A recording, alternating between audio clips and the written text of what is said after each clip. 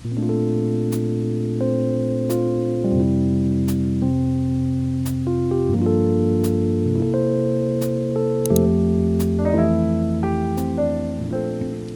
everyone, my name is lalaluneat and welcome back to the third installment of this mini-series where I talk a little bit about each of my Drawtobers that I made. This one's prompt is Plum Royale, and with it being such a beautiful purple, I wanted to give it like a spooky kind of theme. I decided to go with one of Desai and Chua's Bungo Stray Dogs Maoi outfits. I wholeheartedly apologize for really mispronouncing that. I used one of their Halloween outfits that were released very early on, I think for the costume party event. I have very fond memories when I first started this game, and these were one of the first outfits that I saw and I just adored them to bits. I drew quite a few fan art of these outfits, so it was a delight just getting to draw these again. Purple is always a very fun color to work with. It's one of my personal favorites. To be fair, I do admit I'm really biased towards purple, and I like to include it whenever I can. Everyone has a specific color or set of colors that they can comfortably rely on in a drawing, right? And I believe that mine's purple. I tend to really like to use purple for coloring skin tones when I have the chance, or shading. I do like adding it in reflective surfaces, and especially when I sometimes use the color red and stuff. It makes everything very vibrant, especially with the general color palette that I use, which tends to toe the line more between pinks, purples, and blues. I also tend to use purple more as a substitute when I am working with something that's black, for example, the black material on Chua's hat or his entire outfit wardrobe, basically. I tend to, rather than just give it pure black, give it a really, really dark purple as substitutes. And just for their interaction for this one specifically, I just wanted another playful one. That's usually what you'll see from me on this channel, playful stuff. Just Desai bothering Chua again, as usual, with the appearance of a friendly ghost, a friendly shy ghost. And sometimes when I'm drawing them in these costume outfits, I do wonder, it's okay, what are they up to? What can they be up to on this Halloween night, supposedly, or Halloween season in general, You can imagine all sorts of mischief and mayhem they can get themselves into. Probably mostly Desai, and then Chua having to come in and do damage control, but inadvertently creating more chaos. Possibly, who knows, depending on whether Desai can rile Chua up more and stuff. And then we start adding in some orange accent for the final touches, and done. Canterbury bells. I know it's a type of flower, but when I first heard the term, before even looking it up, my mind just went to think of wedding, something wedding themed. I don't know why. Especially with the shade of, would you consider it baby blue? I believe so. Seeing that color, my mind kind of just went straight to something a very formal occasion, Sunday best, white suits, white dresses kind of occasion. So I decided to kind of use that as the springboard for this drawing. I actually realized once I started on this that I never got the chance to design Chua's 10th anniversary outfit for the entire series. And I was oh, this is my chance. So we kind of threw that into the mix just so that I finally get my chance to draw them, And I just wanted them to just romantically, surreptitiously, not so discreetly look at each other in the eye. It's really corny, but I just love the idea of that. And originally I wanted to just have it more of a, a hazy overcast, like how you see me done on day 2's moonlit, I can't pronounce that, moonlit beach. But as I was blocking out the colors, I felt let's make it a much brighter, just to fit the vibe, especially with their outfits and stuff. So I just amped up the saturation and played around with the colors quite a bit. to get the vibrancy in both Desai and Chuya's like outfits basically. I purposefully just like made the reds and like the pink tones on both of them in this drawing just so much stronger so that it can stand out from the blue. I believe outside of tinkering around to get all of the colors the way that they look right together, I devoted a lot more time towards making sure that the intensity in their gaze stayed the same from sketch to final. It's similar to the dilemma that I faced in, which one was it? The red coral drawing that I had quite a bit of trouble finessing the eyes to make it like maintain the intensity when I started rendering them. I feel like this is still a work in progress even today, just getting the expression in the eyes translate properly once I started rendering. I added some lights to just soften the overall look and then it's done.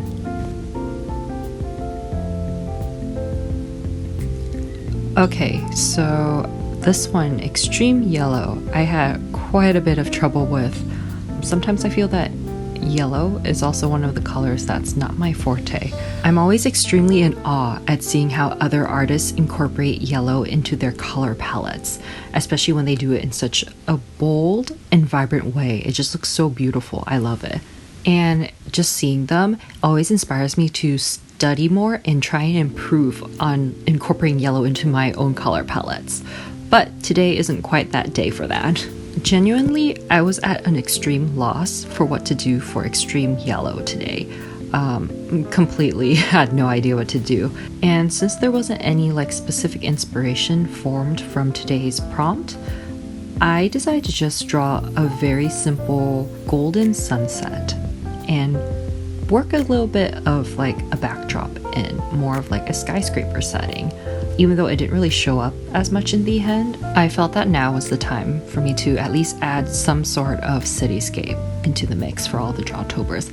Otherwise, I might not add any at all, and I was hoping to incorporate a little bit of a variety for everything, just to be able to, one, not have to like draw the same things consistently that might just get me bored for the entire month, and two, to just like work my drawing muscles on things that I usually don't draw and add variety to the mix, and to just simply see if I can improve at drawing cityscapes. It's a moment where they're just kind of crossing paths with each other at the end of the day and like either wrapping up some missions and like getting ready to head back, you know? A bit of a playful banter or hurling insults at each other before they go their ways. It was interesting working with this color and just having everything have a very strong yellow tone. It's definitely not a color scheme or color palette that I work with often, so I definitely felt like I fought with it a lot more than I originally planned. There was quite a bit of color correcting at the end, but it was a very good experience and I learned a lot from this day. This one is a very self-indulgent one that I worked on today, and I do admit one of my most favorite ones that I did for not only this week's drawing prompts, but for basically the entire Drawtober. Again, very self-indulgent. Hillside Grove. My brain just went straight to, we wanted to do something like Anne of Green Gables kind of vibe for Chua. I'm sorry. I started laughing. I'm so sorry about that. Like, honestly, if you ever ask me what was the reasoning or the thought process behind any specific drawing, the brain will just say, I want this vibe with no logical reasoning. Or like no verbal reasoning, you know, which is why I'm working to get into the habit and create videos like these where I kind of explain my process, because sometimes I do think back and go, what was my intention behind drawing these? And I can't ever quite remember or grasp the feeling again, since it's such an abstract thing and it drifts away instantly, almost like once it's done, right? So it's nothing but a mere memory. So I do want to make more of a conscious effort in logging my thought process and memories in some way by posting these videos. It's a fun little memory keeper that I want to definitely work to improve on, being able to verbalize what goes through my mind. And I hope you're enjoying a little bit of this journey too, at least not all the time, but hopefully at some parts, or at least with some drawings that you're interested in. I also used this drawing as my excuse to just draw flowers galore. It was so fantastic getting to draw Chua just standing amongst the depths of all the flowers. I don't know a better way to explain it. It was very fascinating working with green and incorporating that into the skin tone. I've always worried sometimes that I might make it look too muddled when I mix green together, but with this combination today, I was able to figure out the right balance for that and was really happy with the results in the end. This was a really fantastic time. Again, having the base for the color swatch guide me in how I direct my colors and make everything feel like lived in just help shorten this process greatly.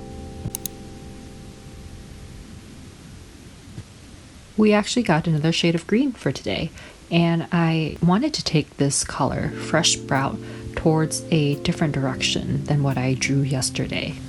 I wanted to revisit drawing something from last year's Drawtober. It was around like the Wonderland themed design Chua. I mainly focused on trying to get as many like interactions of them in the Wonderland scene on one day. And because of that, I kind of just put aside or neglected drawing any like specific backdrops or making them look like they exist in a separate world basically, right?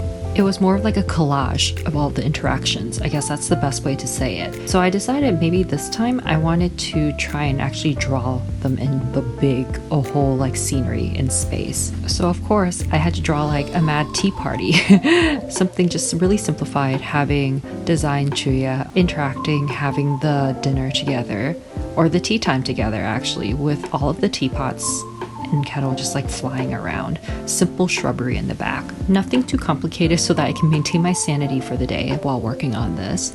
It's just the primary focus is the interactions while having it look like they exist in a space. Little tidbit. I completely forgot that Desi's March hair outfit is part of a different promotion than Chuya's Mad Hatter outfit present in the Maui mobile game.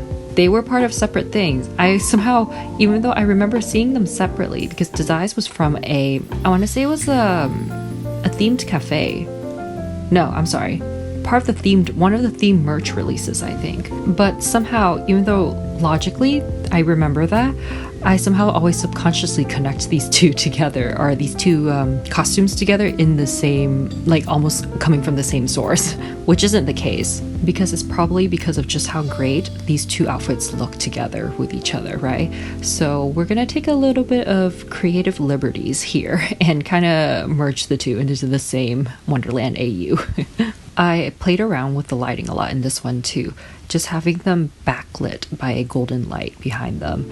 It was so fun getting to draw this. I think what really surprised me during the Drawtober month of drawing everything is that green turned out to be one of the most flexible and easiest colors that came to me when I was working on the different swatches each day. It's a color that I've tried working with a few times in the past, but it took me until now to really figure out how to use it in a way that I can enjoy it fully. Today's prompt did take me a bit longer to finish it overall in the day, but that was more so because there was just a lot of details and things that I drew in between like the teacups floating and like the macarons and stuff. And I think also since I was experimenting with the lighting, it took me a bit longer just to shade it correctly. And boy, does Chua have a lot of details on his outfit too. That did take me a while. And while it was definitely a bit more of a challenge than my previous prompts, I still had so much fun working with it.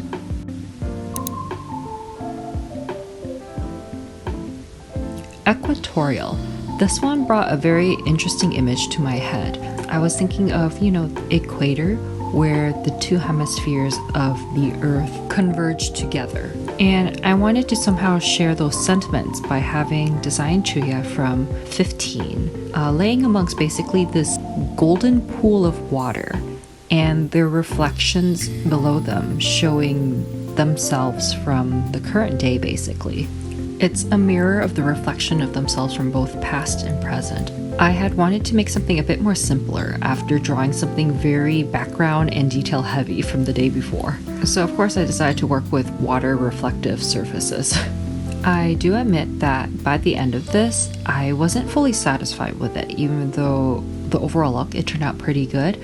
I just felt that there was still a lot of the idea that kind of got lost in translation when I was rendering it out, such as specific details on present day design Chua, where once I started putting in the reflective surface of the water, it made it really hard for people to really notice, or for me myself actually, to even notice that it's their present day selves, and instead it can be easily mistaken that it's just their past selves being shown in the reflection of the water, you know? And looking back on it now, I feel that week 3's prompts, I primarily focused on working with the bright colors and just trying to get a feel of these colors that I really seldom use in my day-to-day drawing and art. And just trying to push these colors the furthest that I can within my capabilities and without the fear of just like messing up and being okay that it didn't turn out exactly the way I wanted it to. The Drawtobers are meant for this, where I can just experiment as much as I want so that I can figure out how to incorporate it into my own artwork in the future. And we're on to the last one of this set, Classic Bouquet. It's one of my favorite ones that I worked on again for this week. Originally, I was thinking of something maybe just Desi holding a bouquet out towards like you, the viewer, but that felt too flat for me. So I was like, okay, let's draw an interaction between Desi and Chua again. We're always there for those, right? And it's where Desi kind of like surprises Chua with like a little bouquet full of roses. I decided to have the roses pop out of the swatch card itself.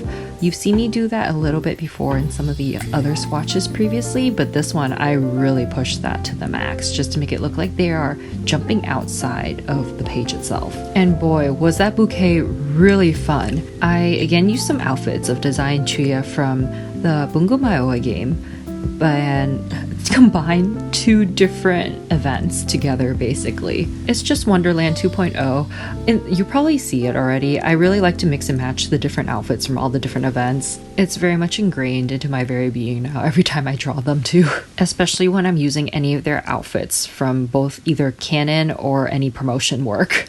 We try to keep everything within a pinkish purplish hue just to add to the softness and to have it match up with the color swatch itself. I did ended up veering away quite a bit from my original plan for how I wanted to light this drawing. I wanted to keep it very simple and straightforward lighting, nothing too drastic or anything, but after rendering everything out, it just felt too flat for me, so I decided to just give it the dramatic lighting again. I'll explain more about that once we get to that part. But in the meantime, I just wanted to give a really big shout out to my supporters on Ko-fi, who really help me out a lot each month and allows me to devote a lot of time and energy towards creating more art and creating videos like this. If you'd like to support the channel, please feel free to check out my Ko-fi account or my own shop that I've put down in the links below. Thank you so much, and let's continue on with wrapping up this drawing. I will say that the roses were the unexpected big hurdle for this drawing. I unintentionally spent a longer amount of time on this one than I should have, and I had quite a few other projects in the day to get started on basically, and line arting the roses would take a very long time, and time that I didn't quite have, you know? So in light of trying to like preserve some time, I decided to just jump in and do things backwards, render first, and then I'll kind of maybe vaguely line art the petals in if I felt that there were some parts that were lacking in any way. And it worked out just fine. I had a great time actually rendering out the roses. They turned out much livelier. And for the final touch, I started adding that lighting thing that I mentioned earlier. I really made it dramatic, almost as if a large light fixture was shining down upon them. And it just made the moment just really soften and feel really romantic, really nicely. And that's a wrap for today's episode. I really thank everyone for watching. Please take care of yourselves, and until next time, okay?